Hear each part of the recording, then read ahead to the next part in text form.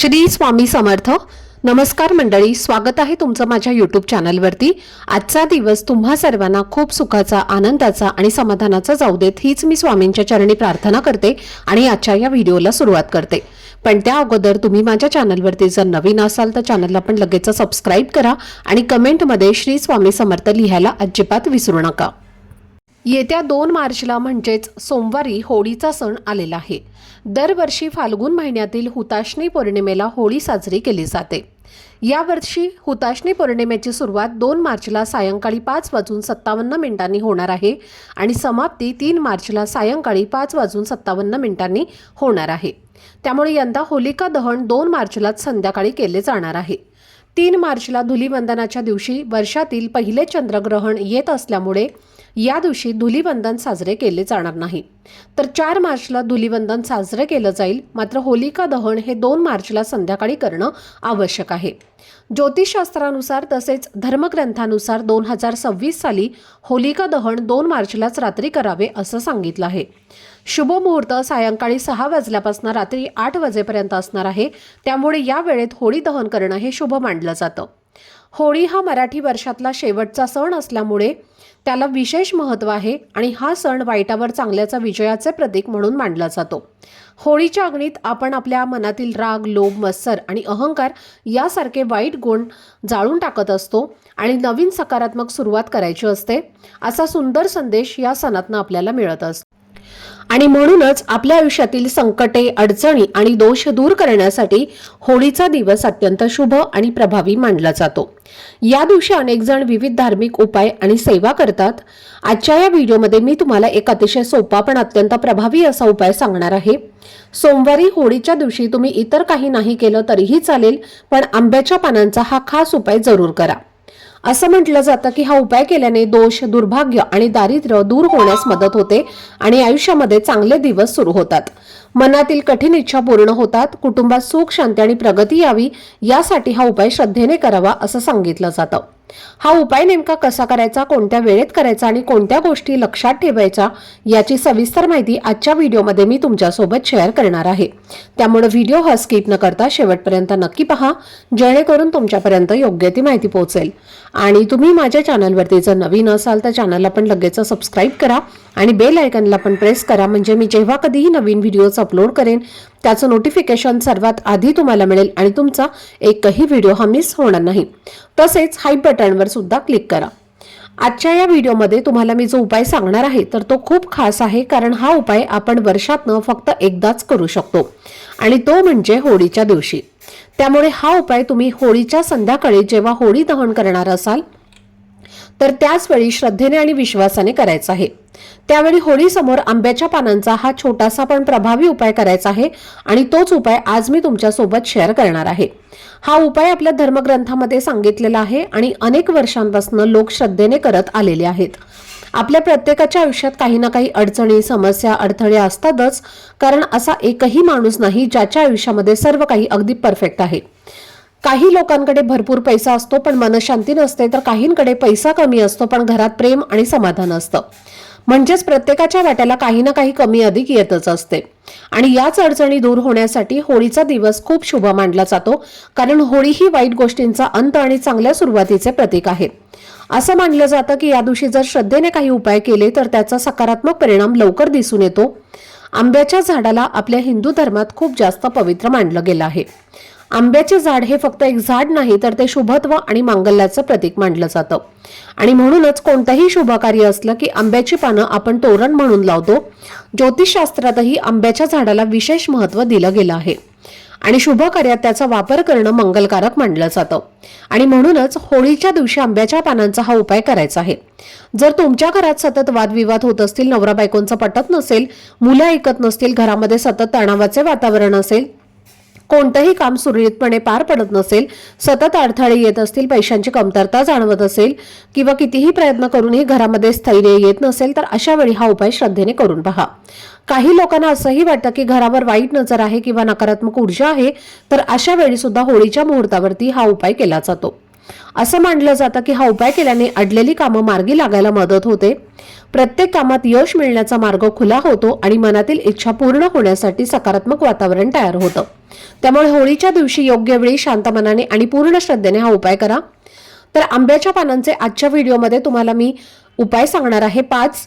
तर तुम्ही तुमच्या समस्येनुसार त्यापैकी एक उपाय करायचा आहे किंवा तुम्ही सगळे उपाय केले तरीही चालतील।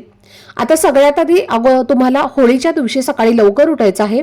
जरी या पौर्णिमेचा प्रारंभ 2 मार्चला संध्याकाळी होत असला तरीही आपल्याला सकाळी लवकर उठायचं आहे, कारण या संपूर्ण दिवसाचं एक विशेष महत्त्व असतं आणि त्यामुळे सकाळी लवकर उठून आपल्याला स्वच्छ स्नान करायचं आहे। आपल्या घराची स्वच्छता तुम्हाला करून घ्यायची आहे आणि मुख्य प्रवेशद्वारावरती रांगोळी काढायची आहे आणि त्यानंतर तुम्हाला आंब्याच्या पानांचं एक तोरण बनवायचं आहे। 11 किंवा 7 आंब्याच्या पानांचं तोरण बनवून तुम्हाला तुमच्या घराच्या मुख्य प्रवेशद्वारावरती लावायचं आहे। आता या दिवशी अनेक आर्टिफिशियल तोरण मुख्य प्रवेशद्वारावरती लावली जातात, पण ते तोरण फक्त आपल्याला आपलं घर सुशोभित करत असतं, पण त्यातून कोणतीही सकारात्मकता जी आहे तर ते आपल्याला मिळत नाही। पण आंब्याच्या पानांचं तोरण जर आपण आपल्या घराच्या मुख्य प्रवेशद्वारावरती लावलं तर घरात खूप जास्त प्रमाणामध्ये सकारात्मक ऊर्जा निर्माण होते आणि घरातील नकारात्मक ऊर्जा ही नष्ट होते। तसेच आपल्या घरात असणारे सर्व दोष हे सुद्धा नाहीसे होतात आणि सर्व देवी देवता आपल्या घरावरती प्रसन्न होतात, कारण तुम्हाला सांगितल्याप्रमाणे सर्व देवतांचं स्थान या वृक्षामध्ये आहे आणि म्हणून या वृक्षाची पानं खूप शुभ मानली जातात। म्हणून तुम्हाला 11 आंब्याच्या पानांचं तोरण किंवा 7 आंब्याच्या पानांचं तोरण करून ते तुम्हाला तुमच्या घराच्या मुख्य प्रवेशद्वारावरती लावायचं आहे। होळीच्या दिवशी खूप जास्त प्रमाणामध्ये तंत्रमंत्र क्रिया ज्या आहेत तर त्या केल्या जातात आणि ते तंत्रमंत्र क्रिया ज्या आहेत तर त्या आपल्या घरावर आपल्या कुटुंबावरती होऊ नयेत म्हणून हे तोरण आपल्या घराच्या मुख्य प्रवेशद्वारावरती लावायचं आहे। होळीच्या दिवशी जेवढी सकारात्मक ऊर्जा असते तेवढी नकारात्मक ऊर्जा सुद्धा असते आणि म्हणून तीच नकारात्मकता आपल्या घरामध्ये येऊ नये म्हणून असं तोरण प्रत्येकाने आपल्या घराच्या मुख्य प्रवेशद्वारावरती लावायचं आहे। आता हे तोरण किती दिवस ठेवायचं आहे तर होळीच्या दिवशी दुसऱ्या दिवशी चंद्रग्रहण आहे आणि त्या दिवशी आपण तिसऱ्या दिवशी किंवा चौथ्या दिवशी तुम्हाला ते लगेच काढून निर्माल्यामध्ये टाकायचं आहे। जास्त दिवस असं तोरण मुख्य प्रवेशद्वारावरती चुकूनही ठेवायचं नाही। तर ही सगळ्यात महत्त्वाची गोष्ट तुम्हाला होळीच्या दिवशी करायची आहे। आता यानंतर जे पुढचे उपाय तुम्हाला मी सांगणार आहे तर ते तुम्हाला होळीच्या दिवशी संध्याकाळी करायचे आहेत। जर तुमच्या घरामध्ये एखादा व्यक्ती आजारी असेल, सतत त्या व्यक्तीला दवाखाना चालू असेल, गोळ्या औषधं चालू असतील, सतत ती व्यक्ती आजारी पडत असेल, हॉस्पिटल चालू असूनही त्या व्यक्तीला जर बरं वाटत नसेल, त्या व्यक्तीचा आजार जर बरा होत नसेल तर तो दूर होण्यासाठी तुम्हाला हा उपाय त्या व्यक्तीसाठी करायचा आहे। तर होळीच्या दिवशी तुम्हाला एक चांगलं पान घ्यायचं आहे, कुठेही फाटलेलं तुटलेलं नसावं, चांगलं एक देठाचं पान आंब्याचं तुम्हाला घ्यायचं आहे।